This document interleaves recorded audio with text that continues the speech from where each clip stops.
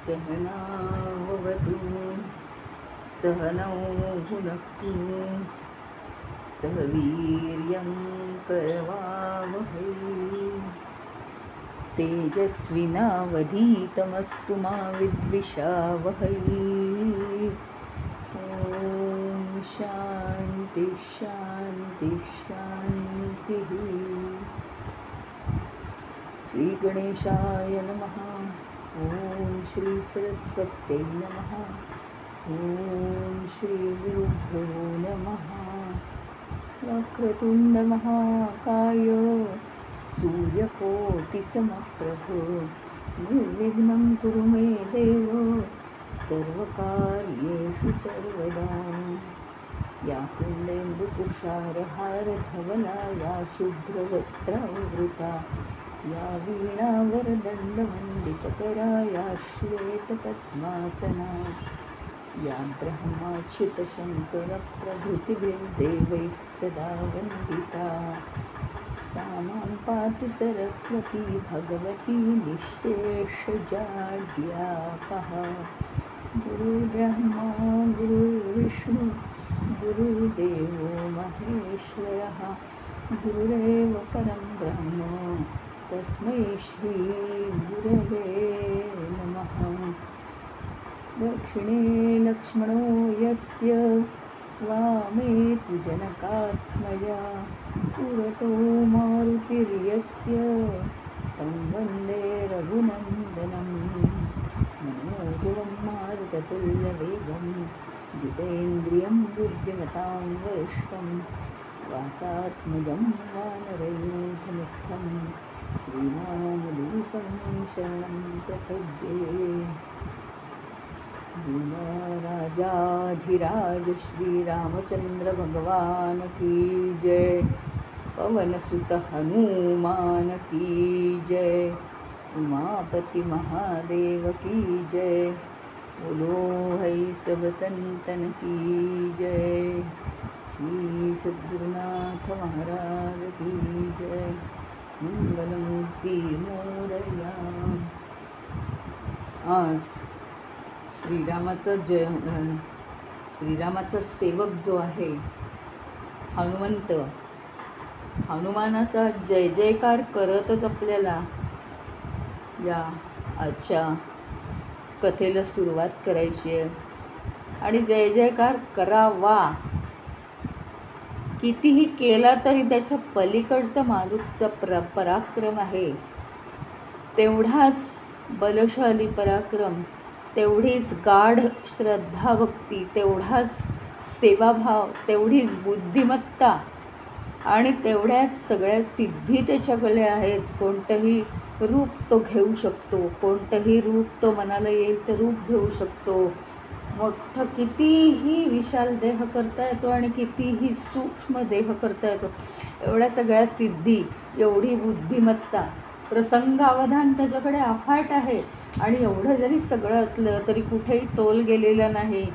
परस्त्रियांशी कसं बोलायचं, काय त्यांच्या मनाला भावेल, कोणत्या गोष्टींनी सीता व्याकुळ झालेली आहे, आपल्या कोणत्या शब्दांनी काय बिघडेल आणि आपल्या कोणत्या शब्दांनी सीता आणि श्रीराम हे अत्यंत खूप दूर असल्यामुळे त्यांच्यामध्ये, त्यांच्या मनांमध्ये दुरावण्याची जी शक्यता आहे ती शक्यता कमी करून त्यांच्यामध्ये जुळवाजुळव कशी करता येईल, किती अतिशय बुद्धीची सगळी ही कामं आहेत।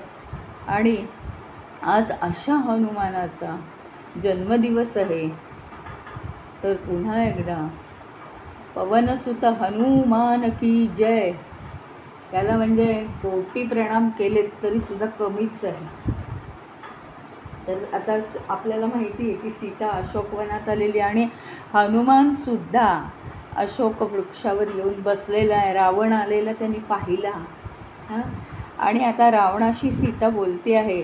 रावण म्हणाला ना, तुला हे केलेलं आहे, तुला आधी 1 वर्षाचा अवधी दिला होता, आता 2च महिने राहिलेले आहेत. तू अशी म्हणजे स्वतः होऊन माझ्याकडे ये. ती त्याला उत्तर देते आहे की मी पतिव्रता आहे.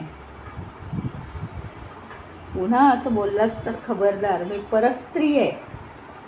तुझी पत्नी होण्याला मी योग्य नाही आहे. मी श्रीरामांची पत्नी आहे. आता जे झालं ठीक आहे, तुझी चूक झाली आहे, बरोबर आहे, असू दे, मी तर तुला माफ केलेलंच आहे. पण तू आता रामाशी मैत्री कर, त्यातच तुझं भलं आहे. आता तरी हे सगळं सोडून दे. तू श्रीरामांना शरण गेलास तर शरण आलेल्यांना ते क्षमा करतात, कधीही शत्रुभाव दाखवत नाहीत. आणि तू काय कर, एवढी मोठी चूक केली आहेस आता मला आणण्याची, पण मला त्यांच्याकडे परत पाठवून दे. माझी व्यवस्थित व्यवस्था कर. जे काय केलं आहेस त्याला आम्ही आणि श्रीराम दोघंही आम्ही तुला माफ करतो. पण मात्र एकदा श्रीराम जर रागवले, क्रोधित झाले, तर तुझ्या नगरीसह ते तुझा नाश करतील. तू काय केलेलं आहेस तुला माहिती आहे. श्रीराम लक्ष्मणांचं पराक्रम तुला तर माहिती आहे, चांगला जाणून आहेस तू. आणि म्हणून तू कपटानी त्या कुटीमध्ये नसताना तू माझं अपहरण केलेलं आहेस. तू 1 नंबरचा घाबरलेला आहेस. जिंकायला तू त्यांच्याशी असमर्थ आहेस, ही गोष्ट तिथेच सिद्ध झाली आहे. आणि म्हणून तू मला चोरून आणलं आहेस. एक लक्षात ठेव रावणा, कुत्रा कधी वाघाशी लढतो का? इतक्या खडबडीत शब्दात का तिने सांगितलं?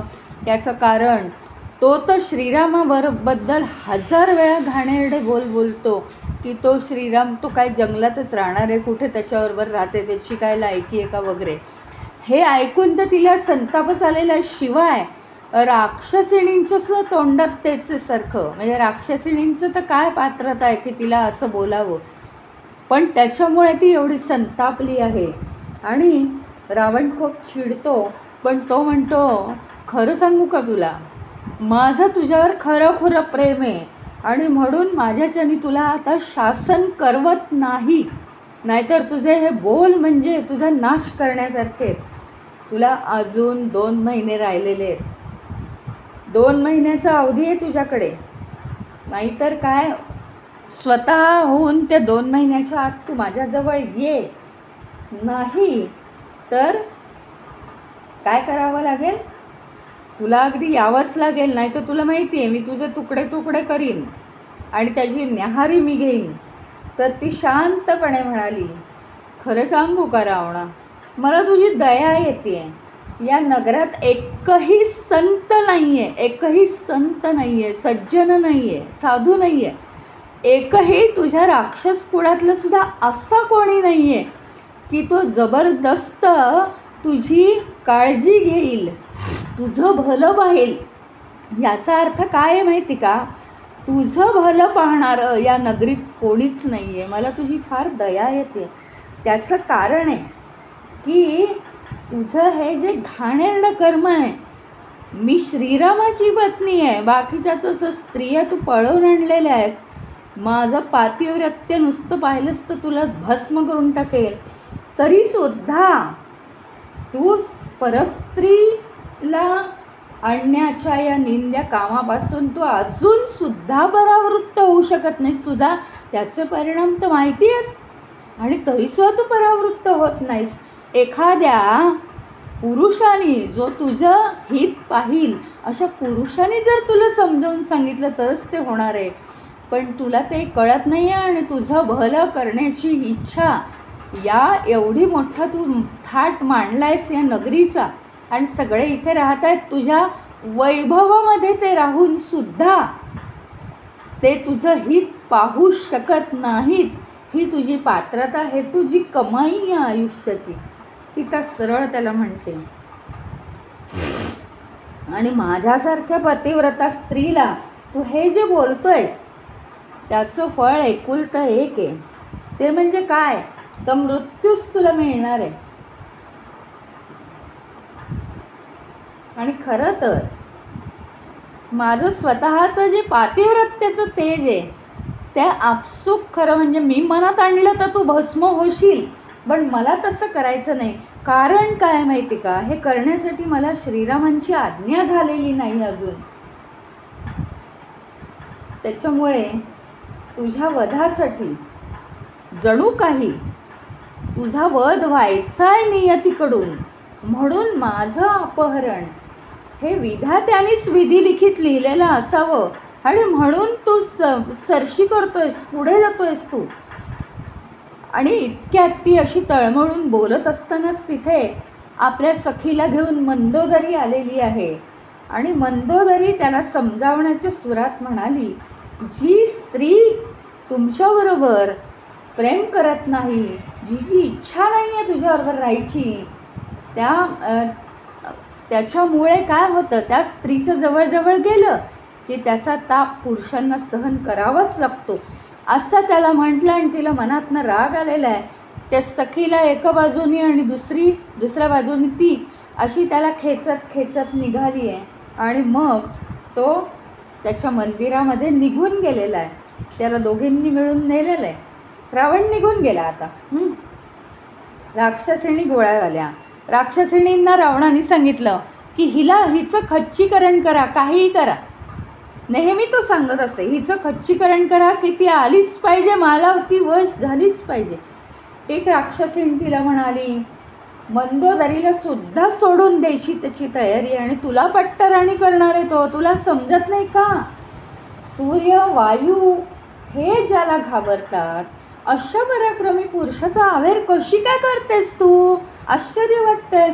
दुसरी राक्षसीण म्हणाली, देवी तू भाग्यवान आहेस, जरा माझं ऐक बाळा.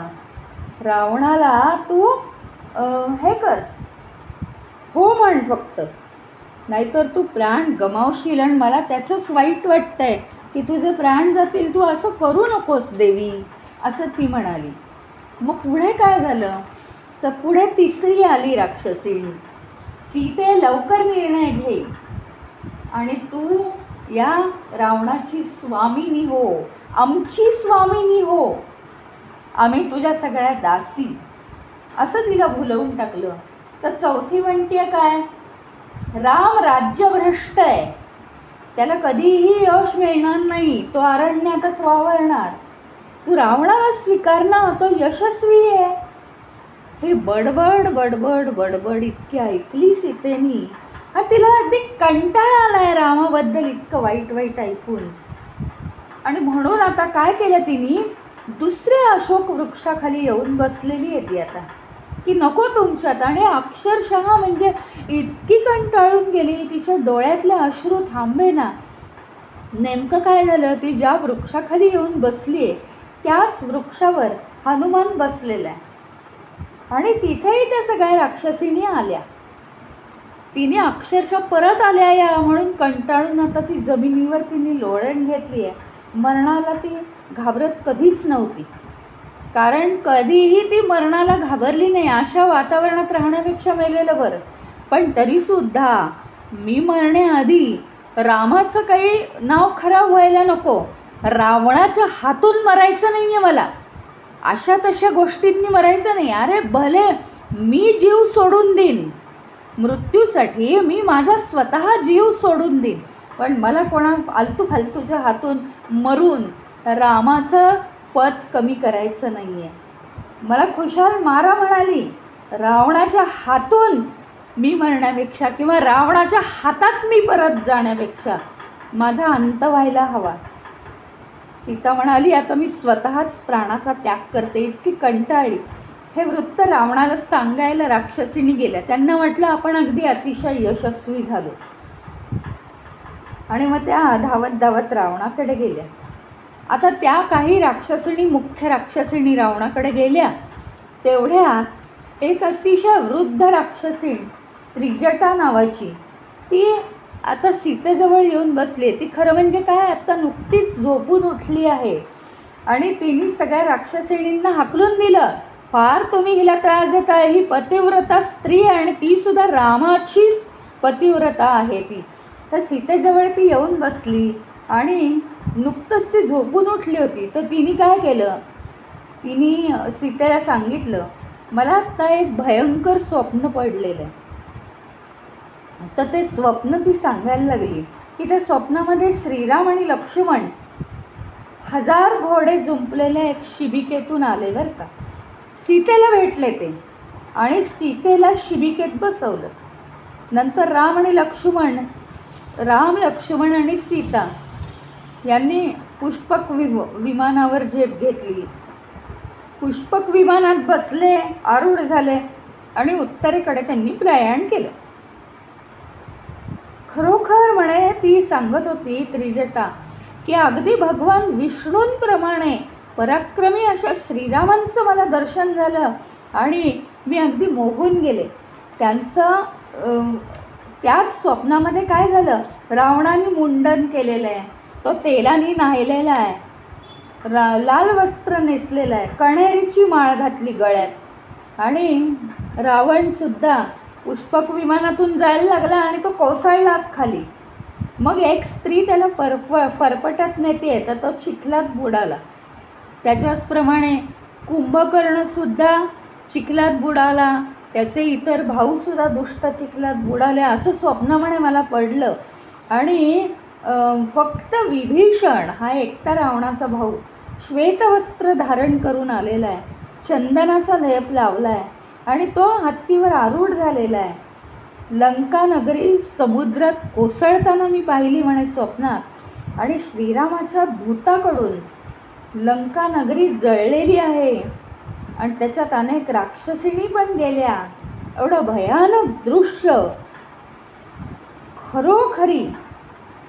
खरोखरी मी बघितलं आहे आज स्वप्नात. आणि सीता ही एक पतिव्रता आहे, तिला राक्षसिणींना सांगत होती, तिला तुम्ही त्रास देताय पण तुमचा नाश जवळ आला आहे, आता तुम्ही इथून निघून जा. पण एक लक्षात ठेवा, सीतेची जाण्यापूर्वी तुम्ही काय करा, माफी मागा, कारण तुम्ही तिला फार त्रास दिला आहे. तुमचा आणि तिचा तसा काहीही संबंध नव्हता. मग नंतर त्रिजटा सीतेला म्हणाली आहे, बाळ तू घाबरू नकोस, तुझे भोग आता संपत आलेले. कारण काय, हे बघ म्हणे मी सुद्धा रावणाला समजावलेलं होतं. अतिशय वृद्ध आहे ती राक्षसी, तर तिने सांगितलं मी सुद्धा रावणाला समजावलेलं होतं की तू या भलत्या गोष्टींच्या, निंद्य गोष्टींच्या नादी लागू नको, सगळ्या घराण्याचा नाश होईल. त्याने ऐकलं नाही. रावणाचा नाश ठरलेला आहे आणि रघुवंशाचा विजय हा पण ठरलेला आहे. आता रघुवंशाचा विजय काही दूर नाही आणि तुझी श्रीरामांशी नक्की भेट होणार आहे. तेवढ्यात ती असं बोलत असताना सीतेचा डावा डोळा फडफडायला लागला. सीतेला खूप सारे शुभशकुन दिसायला लागले. सीता खूप आनंदून गेली. पहिली जीवनात आता रावणाने अपहरण केल्यापासूनची हिचं तर केवळ हे स्वप्न आहे, पण राक्षसिणींच्या घोळक्यात एका राक्षसिणीचं हे स्वप्न सीतेला इतकं मोहवून गेलं की इतक्या वर्षांच्या कालावधीमध्ये आज पहिला दिवस तिच्या आयुष्यात आनंदाचा आला. सीतेचा सगळा शोक गेला, थकवा दूर झाला आणि मन शांत झालं. जवळच झाडावर हनुमान बसला होता आणि तो हे सगळं ऐकत होता. सीतेचा शोक, राक्षसिणींनी तिला दिलेला त्रास, तिचा शोक, तिचं ते जमिनीवर लोळणं, त्रिजटेचं स्वप्न, सगळं हनुमानाने ऐकलेलं आहे बरं का वरून.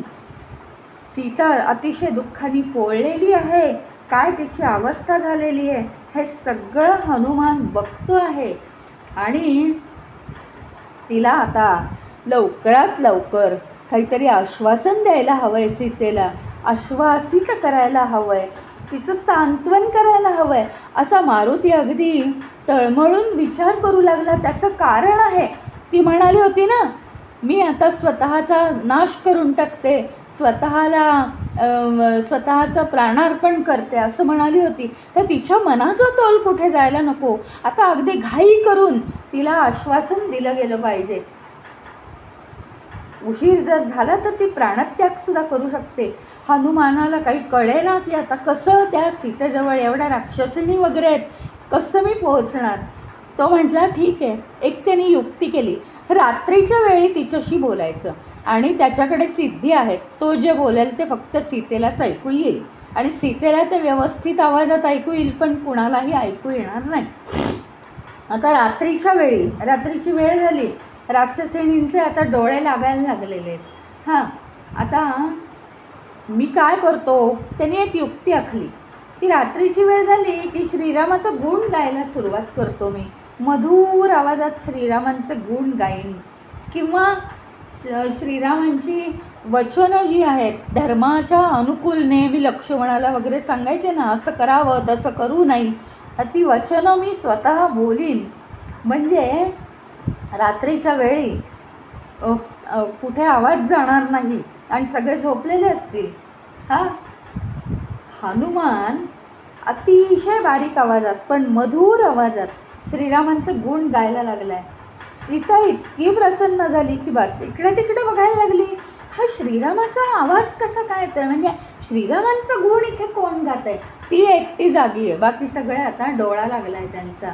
आणि तिला झाडावर आता पवनपुत्र दिसलेला आहे बरं का. पवनपुत्र हनुमान तिला झाडावर दिसला. श्वेतवस्त्र त्यांनी धारण केलं होतं आणि फांद्यांच्या आड तो लपलेला होता. अतिशय विनम्र, अतिशय प्रियवचन बोलणारा, अत्यंत नम्रपणे वागणारा. हां, सगळेजण झोपलेले आहेत. सूक्ष्म रूपात अत्यंत नम्रतेने तो खाली आला सीतेजवळ. तिचं आता लक्ष गेलं ना, आता त्यांनी बोलणं थांबवलं. तो सीतेजवळ हळूच खाली आला, कशाचाही आवाज न करता. तिला चरणस्पर्श केला त्यांनी. पहिल्यांदा तिच्या चरणांवर मस्तक टेकवलेलं आहे आणि विनम्रपणे तिला हात जोडून म्हणाला, देवी तू कोण आहेस, खरं सांग देवी तू कोण आहेस. जनस्थानातून रावणाने जिचं अपहरण केलंय ती सीता देवी तू आहेस का. मग आता तुझं भलं नक्की होणार, तर तुझं कल्याण असो. हां, तू सगळं काही मला आता सत्य सत्य सांग, काहीही लपवून ठेवू नकोस. मला तुझी खूण पटवून दे. ती म्हणाली. आता सीता काय म्हणाली, सीतेला जरा संशय आला, कारण आपण राक्षसांच्याच ताब्यात आहोत. ती म्हणाली, मला तुझी खूण पटवून दे. मारुती म्हणाला, मला प्रथम तुझी खूण पटवून दे की तू सीता आहेस, मग नंतर आपण बोलू, कारण मी सांगणार नाही आधी. ती म्हणाली, राजा दशरथांची मी सून आहे, जनकाची मी कन्या आहे आणि परमबुद्धिमान भगवान श्रीरामांची मी पत्नी आहे. मी सीता आहे, सीता, माझं नाव सीता. अयोध्येत आम्ही सुखात राहत होतो. सगळं सांगते ती. वसिष्ठ ऋषींच्या सांगण्यावरून, वसिष्ठांची आज्ञा, श्रीरामाला राज्याभिषेक झाला, कारण दशरथ महाराज वृद्ध झाले होते. काही रागावली. तिने वर मागून घेतले आणि ती म्हणाली की राम जर राजा होणार असेल किंवा राम जर राज्याभिषेक होणार असेल त्याला, तर मी माझ्या स्वतःचा अंत करीन. मग रामाला वनवास झाला पाहिजे आणि भरताला गादीवर. मग दशरथांनी काय केलं, रामाला बोलवून घेतलं आणि त्याला वनवासाला पाठवलं. त्याच्याबरोबर मी आणि लक्ष्मण इथे आलो आहे वनामध्ये, दंडकारण्यात माझ्यावर मोठी आपत्ती कोसळली. रावणाने मला पळवलं आणि इथे आणून डांबून ठेवलं आहे. त्याने मला फक्त 2 महिने आता अवधी दिलेला आहे. त्याच्यापुढे मान तुकवणार नाही मी या आयुष्यात. त्याआधीच आता कसा काय प्राणत्याग करायचा, हा आता माझा प्रयत्न चालू आहे. हनुमान आता अतिशय काकुळतीला येऊन अतिशय नम्र आवाजात तिचं सांत्वन करायला लागलं आहे. देवी, मी श्रीरामाचं दूत आहे. श्रीराम कुशल आहेत आणि श्रीराम अतिशय व्यवस्थित आहेत, कुशल आहेत, त्यांचं सगळं व्यवस्थित चाललं आहे. तुझ्या खुशालीचा त्यांनी हे विचारलेलं आहे. तुझ्या खुशालीबद्दल तो चिंतित आहेत. तू कशी काय आहेस. लक्ष्मणाने सुद्धा नतमस्तक होऊन तुझी खुशाली विचारली आहे, तुला प्रणाम केलेला आहे. सीतेच्या अंगावर रोमांच आले. अगदी आपल्या सगळ्या लोकांची नावं ऐकली. आज मला खरा आनंद होतोय. आणि दोघेही खरं म्हणजे अत्यानंदाने भरून गेले. हनुमानाने पुन्हा पुन्हा म्हणजे आता ही सीतेची खून पटली या अर्थाने हनुमानाने सीतेचं पुन्हा चरणवंदन केलं. अत्यंत आनंदी झालेला आहे तो की आता आपल्याला काहीतरी खूण कळली की ही नक्की सीता आहे. म्हणजे आधी त्याला वाटलं की ही सीता आहे, बरोबर, नक्की हीच सीता आहे. पण तरीसुद्धा आता तिच्याशी बोलल्यानंतर आणि तिने अयोध्यातला प्रसंग सांगितल्यानंतर त्याला अतिशय आनंद झाला की पक्की ही सीताच आहे.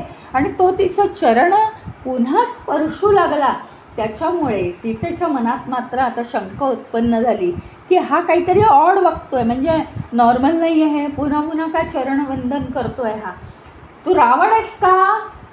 जनस्थानातून तूच पळवून आणलंस ना मला. तू काय श्रीरामांचा दूत आहेस असं म्हणतोस? सांग बरं मला, माझ्या प्रश्नांची उत्तरं दे. थोड्या वेळ ती सुद्धा शांतच होते की काय बरं प्रश्न विचारू. मग ती म्हणते, मला रामकथा अत्यंत प्रिय आहे. श्रीरामांच्या गुणांचं वर्णन कर. हनुमान लगेच सुरुवात करतो. श्रीराम, आता जो श्रीरामांच्या जीवनात राहिलेला आहे तोच श्रीरामांचं वर्णन करू शकतो. कोणी काय पाठ करून नाही करू शकत. मग श्रीराम सूर्याप्रमाणे तेजस्वी आहेत, चंद्राप्रमाणे मोहक आहेत. हनुमान म्हणतो विष्णूप्रमाणे ते पराक्रमी आहेत, बृहस्पतीप्रमाणे सत्यवचन, कधीही त्यांचं वचन खोटं होत नाही, मधुरभाषी आहेत, रूपवान कांतिमान आहेत ते. तुला खरं सांगू का, तुझी ओळख कशाने पटणार आहे? रामाला मृग आणायला सांगितलंस ना तू, मृगरूपानेच रामाला फसवलेलं आहे. आणि देवी, तुला त्याच वेळी रावणाने पळवलं ना. मग आता राम रावणाला ठार करणार, त्यांचा मी दूत म्हणून इथे आलो आहे आणि त्यांनीच मला पाठवलं आहे. तुझी खुशाली रामाने विचारली आहे, लक्ष्मण आणि सुग्रीवानी पण तुझी खुशाली विचारली आहे. माझं नाव हनुमान आहे, लक्षात ठेव. मी आज तुझ्यासाठी महासागर उल्लंघून इथे आलो आहे. माझ्यावर भरोसा ठेव, माझ्यावर शंका घेऊ नको. आणखी खात्री पटण्यासाठी त्यांनी ऋष्यमुख पर्वतावरची सगळी स्टोरी सांगितली की तुला माहिती नाही ही गोष्ट, राम आणि लक्ष्मण ऋष्यमुख पर्वतावर आले होते, तुझ्या शोधासाठी ते फिरत होते. सुग्रीवाशी मैत्री केली. राम आणि सुग्रीव हे एकाच प्रकारच्या संकटात आहेत असं त्यांना कळलं. मग वालीचा वध झाला, कारण त्यांनी पण त्यांची पत्नी सुग्रीवाची डांबून ठेवली होती आणि राज्यातनं त्याला हाकलून दिलं होतं. सुग्रीवाला मदत केल्यामुळे सुग्रीव खुश झाला. सुग्रीवाची मदत आहे इथे आणि सुग्रीवानीच मला पाठवलं आहे. श्रीराम आणि सुग्रीव यांची अतूट मैत्री अग्नीच्या साक्षीने झालेली आहे. आणि तू टाकलेले जे अलंकार होते ते सुद्धा आम्ही वानरांनी गोळा करून ते श्रीरामांजवळ दिलेले आहेत हे सुद्धा सांगितलं. तिला अतिशय अनावर आनंद झाला. आणि ते आता इथे येणार आहेत आणि रावणाला ठार करणार आहेत हे लक्षात ठेव देवी. तो क्षण आता दूर नाही आहे. आम्हाला संपातीसुद्धा भेटला. संपातीची मुख्य काम आहे इथे की संपाती भेटला. जटायूचा मृत्यू झालेला त्याला कळला. त्यांनी शोक व्यक्त केला, जलांजली दिली आणि म्हणे काहीही असो, जटायू या सीतेच्या संरक्षणासाठीच गेला ना. मी माझ्यात तशी काही ताकद नाही, पण मी तुम्हाला सीतेचा मार्ग सांगू शकतो. मी पाहिलेलं आहे त्याला घेऊन जाताना आणि मग त्यांनी आम्हाला मार्ग दाखवला. आता तुझा शोध घेण्यासाठी त्यांनी मार्ग जो सांगितला त्या मार्गाने मी आलो आहे. आणि हनुमान म्हणतोय, देवी मी तुझी काय सेवा करू गं आता. श्रीरामांना दिलेली ही जीव अंगठी आहे, मुद्रिका आहे, ती तू बघ. मी त्यांच्याचकडून आलो आहे, तुझी खात्री पटेल. प्रत्यक्ष श्रीराम भेटल्याचं सुख आता सीतेला मिळालेलं आहे बरं का. हनुमानाची शक्ती, युक्ती आणि बुद्धी, पराक्रम, तिने सगळ्याची प्रशंसा केली. कारण आता ती मुद्रिका बघून अत्यंत खुश झालेली आहे. आणि सीता म्हणते, श्रीराम आणि लक्ष्मण खुशाल आहेत ना. मला फार आज आनंद झाला. पण एक लक्षात ठेव, मला जरा हे सांग की श्रीराम पुरुषार्थ जपतात का माझ्या आठवणीने ते त्रास करून घेतात? कारण त्यांचा पुरुषार्थ कुठंही जायला नको आहे. तर हनुमान सांगतो, नाही, ते तसं काहीही करत नाही. सीते, तू इथे आहेस हेच मुळी श्रीरामांना माहिती नाही आहे. हनुमान सांगतोय की मी इथून आता जेव्हा जाईन ना परत, तेव्हा तुझा पत्ता त्यांना कळणार आहे आणि ते सैन्यासह लंकेवर स्वारी करतील. हां, त्याच्यामुळे लंका तर टिकणार नाहीच आहे, पण समुद्राला सुद्धा नम्र होऊन त्यांना वाट करून द्यावी लागेल. कारण ते पुरुषार्थ गाजवत आहेत आणि धर्मात्मा आहेत. ते धर्माच्या विरुद्ध काहीच वागत नाही आहेत. श्रीराम सारखेच तुझंच ध्यान करत असतात, त्यांना झोपसुद्धा लागत नाही. सीता अतिशय शोकमग्न झाली. त्यांचं सगळं रूप तिच्या डोळ्यासमोर आलं. सीता सांगते, विभीषणाने सुद्धा रावणाला समजावलं. अविंद नावाच्या वृद्ध राक्षसाने सुद्धा त्यांना समजावलं. पण रावणाचा हट्ट आहे ना, तो सोडत नाही आहे. 10 महिने होऊन गेलेले आहेत. त्यांनी मला 1 वर्ष दिलं होतं. 10 महिने संपलेत आणि आता 2च महिने राहिले आहेत. श्रीरामांनी आता उशीर करू नये हनुमाना. हनुमान म्हणतो, देवी, आता मी या क्षणी या राक्षसांच्या तावडीतून सुटका करू शकतो तुझी. खरं सांगायचं तर मला इतकी घाई झाली आहे की श्रीरामांच्या पुढे तुला कधी नेऊन ठेवू. जर तू माझ्या पाठीवर बसणार असशील ना, तर थोड्याच वेळात आजच्या दिवशी तुला श्रीरामांचं दर्शन करवीन. हां, आजच तुला श्रीरामांचं दर्शन घडेल. सीतेला शंका आली. ती म्हणाली, काय तू काय मजा उडवतोयस का काय?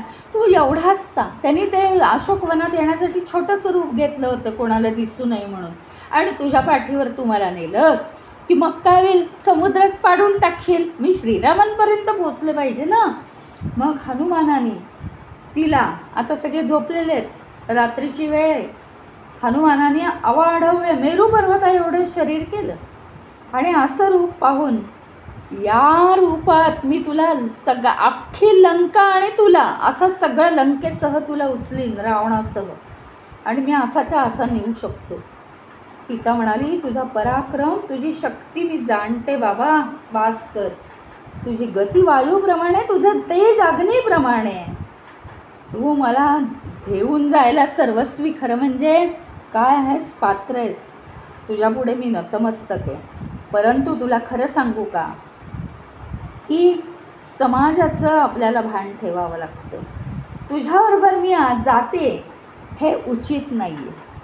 राक्षसांना तूच मारलंस असं होईल. श्रीरामांच्या यशाला कलंक कुठेही लागलेलं मला नको आहे. आणि म्हणून भगवान श्रीरामांविषयी खरं सांगायचं म्हणजे, भगवान श्रीराम हे जे आहेत त्यांच्याशिवाय, दुसरं कारण म्हणजे त्यांच्याशिवाय मी स्वेच्छेने कुठल्याही पुरुषाला स्पर्श करत नाही. आता तू म्हणशील रावण, तर रावणाने मला बळजबरीने नेलेलं आहे म्हणून तो स्पर्श झालेला आहे. स्वेच्छेने मी स्पर्श केलेला नाही आहे. हनुमाना, तू वाईट वाटून घेऊ नकोस, पण श्रीरामांनाच इथं बोलवून घे आणि त्यांच्या हातून सगळा पराक्रम होऊ दे, त्यांच्या हातून युद्ध होऊ दे, त्यांच्या हातून हा रावण अपयशी ठरू दे आणि मग मी इथून जाईन. त्यांच्या जीवनाला कुठेही कलंक नको, माझ्यामुळे त्यांचं जीवन कलंकित नको. झालं गेलं आहे ते भरपूर झालं आहे माझ्यामुळे.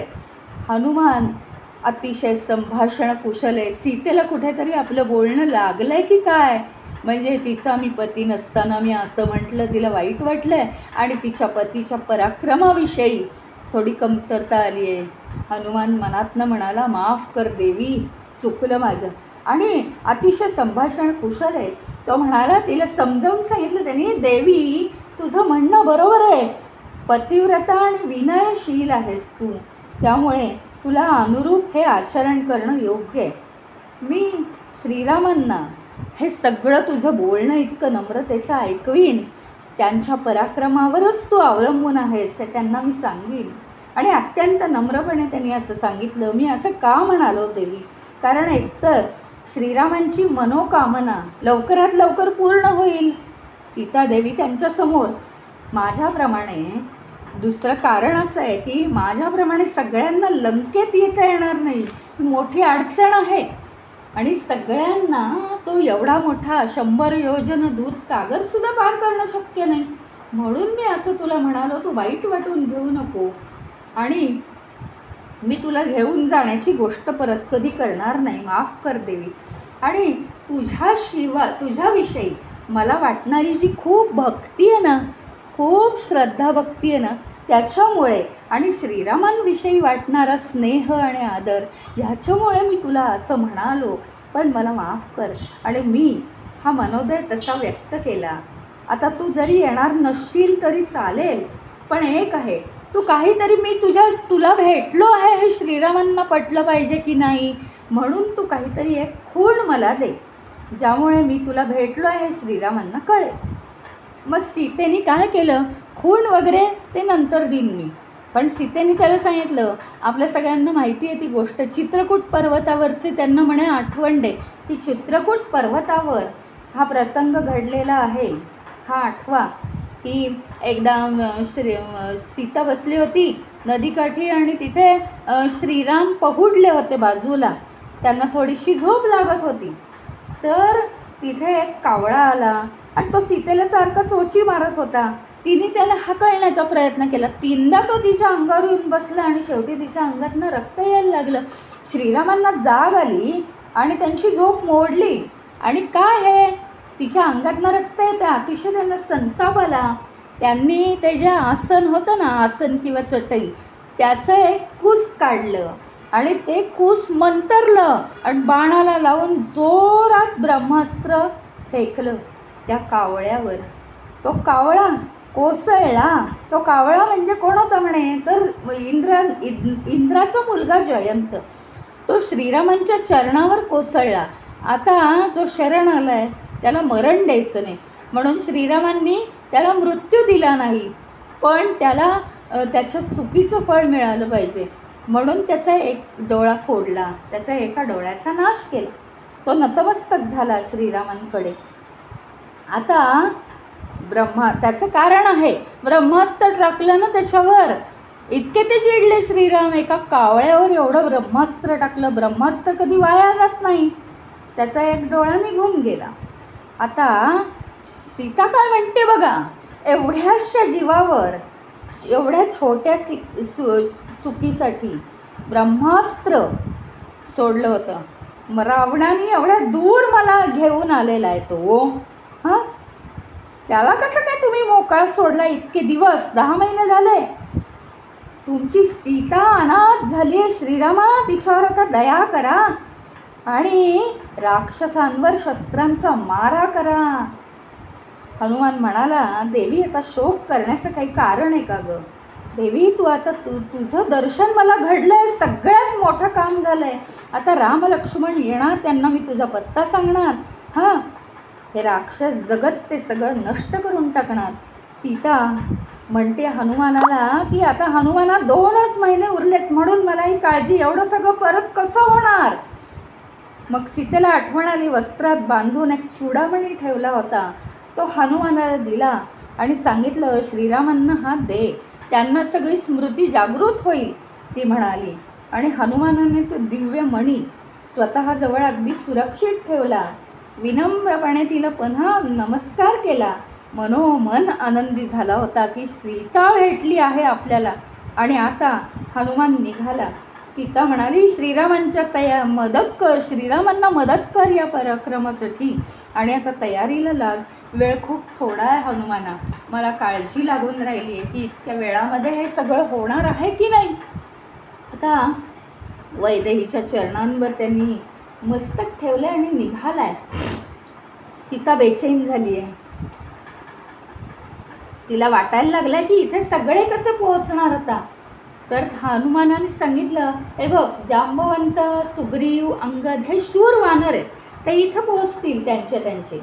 आणि रामलक्ष्मणाला म्हटलीस तर मी पाठीवर घेऊन येणार आहे समुद्रातून, हां. आणि एक लक्षात ठेव हनुमाना, अधिक काळ जर लागला तर मी आता जिवंत राहू शकणार नाही, विलंब करू नकोस. तिला मधून मधून सारखी तीच भीती वाटत होती, रावणाच्या हातात मला जायचं नाही, मी माझा अंत करून देईन, तशी वेळ येऊ नये. आता सीतेचा शोध झालेला आहे. आता दुसरं काम करायला निघाला आहे हनुमान. श्रीरामांना कल्पना यावी शत्रू राज्याची, शत्रूचं शक्ती कशी आहे, शत्रू सैन्याची शक्ती कशी आहे. आता त्याच्यासाठी तो अंदाज घेण्यासाठी आणि दुसरी महत्त्वाची गोष्ट म्हणजे रावणाने आता प्रवृत्त व्हावा युद्ध करायला. नुसतं सीतेला पळवून आणून काय होतं, लपतोय तो. राक्षसांना आता दंडनीती वापरावी लागेल असा हनुमानाने विचार केला आणि जाता जाता सगळ्याचा नाश करायला सुरुवात केली. रावणाचं मनोहर उपवन आहे ते उद्ध्वस्त करून टाकलं आणि संग्रामाची सुरुवात झाली पाहिजे. रावण चिडला पाहिजे, संतप्त झाला पाहिजे. आणि खरं म्हणजे आता रावणाने आधी माझ्याशीच युद्ध करावा असं मारुतीला वाटू लागलं. आणि मग त्या सैन्याच्या शक्तीचा पण त्याला अंदाज घ्यायचा होता की मी असं असं करतोय मस्ती, तर कोण पुढे येतं आहे. त्याने अंदाज घेतला की कोण पुढे येतं आहे म्हणून.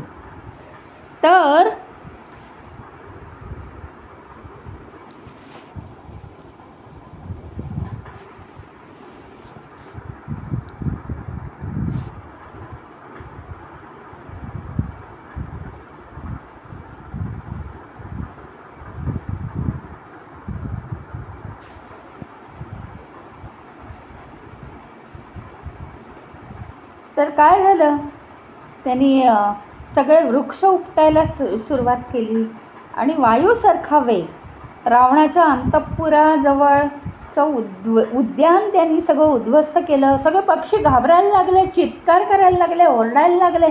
सगळे लंकेचे तट फोडले, लता वेली सगळं उपटून टाकलं, प्रमदवन उजाड करून टाकलं आणि सगळे लंका निवासी भयभीत झाले. सगळे घाबरू लागले आणि राक्षसांना सगळे अपशकून व्हायला लागले. राक्षसी हनुमानाला बघत होत्या बरं का की तोच करतोय हे सगळं. आणि हनुमानाने आता मोठं विशाल रूप घेतलं, कारण राक्षसिणींनी काही तिथे जाऊन सांगावं रावणाला. त्याच्याऐवजी त्यांनी राक्षसिणींना घाबरलं, एवढं मोठं विशाल रूप घेतलं. आता राक्षसी सगळ्या घाबरल्या. तर सीतेजवळ जाऊन तिला विचारायला लागल्या की हा कोण आहे वानर वगैरे. ती काही सांगत नव्हती. ती म्हणाली हा कोण ते तुम्हाला माहिती, तुम्ही जाणे आणि तो जाणे, मी पण त्याला घाबरले, कोण आहे माहीत नाही मला. राक्षसिणी तिथून पळायला लागल्या आणि रावणाकडे गेल्या. सगळी मोडतोड केली आहे त्यांनी, ही बातमी सांगितली. आणि म्हणे एक वानर सीतेशी बोलत होता, माहिती नाही तोच आहे का तो दुसरा आहे. तर सीता जिथे राहिली आहे तो भाग सोडून तो वानर आत्ता सध्या काय करतोय, बाकीचे सगळे भाग नष्ट करतोय.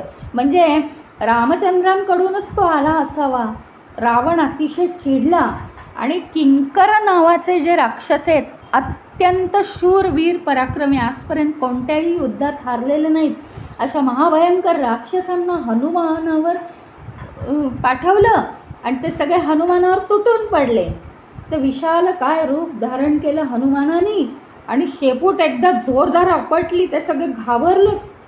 आणि रामाचा आवाज काढला त्यांनी आणि म्हणाला मी वायुपुत्र हनुमान आहे, रामाचा दास आहे, शत्रूंचा संहारक आहे.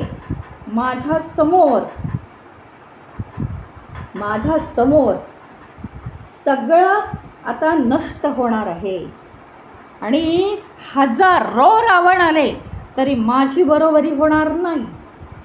लंका मी आता होत्याची नव्हती करणार आहे आणि सीतेला मात्र विनम्रपणे नमस्कार करून मी तिला इथून घेऊन जाणार आहे. सर्वांसमक्ष आता मी माझं कार्य सिद्धीला नेणार आहे. मुद्दाम सीतेच्या नावाचा त्यांनी जयघोष केला आणि सगळे किंकर राक्षस त्यांनी त्यांचा वध करून टाकला आणि पुन्हा तो द्वाराजवळ जाऊन उभा. मग रावणाने प्रहस्ताचा पुत्र जांबुमाली याला पाठवलं. तोही अतिशय अजिंक्य शूर पराक्रमी हनुमानावर बाण सोडायला लागला आणि हनुमानाला त्यांनी पहिल्यांदा घायाळ केलं. पण हनुमानाने काय केलं, मोठी शिळा जांबुमालीवर टाकली आणि त्याचा चुरा करून टाकला. मग वृक्ष टाकला. जांबूमालीनी त्या शेळेचा चुरा केला, वृक्ष फेकले, वृक्षाचा चुरा केला. आता हनुमानानी एक ते असे मोठे मोठे लोखंडी परीघ म्हणजे वर्तुळाकार लोखंडी अशी दगडासारखे ते परीघ त्यांनी गरागरा फिरवून जांबूमालीवर फेकला. जबरदस्त तडाखा लागला आणि तो कोसळला. जांबूमालीचं आता चूर्ण झालं, तो मारला गेला. रावण अतिशय संतापला आणि रामचंद्राचा जय जयकार हनुमानाने केला. वरती आणखी त्यांच्या अजून संतापायला लावण्यासाठी चैत्यप्रसादसुद्धा नष्ट केला, उद्ध्वस्त केला, त्याची तोडफोड केली. आणि चैत्यप्रसाद त्यांनी पाडला तर तिथले सगळे रक्षकसुद्धा पडले, आदळले पृथ्वीवर.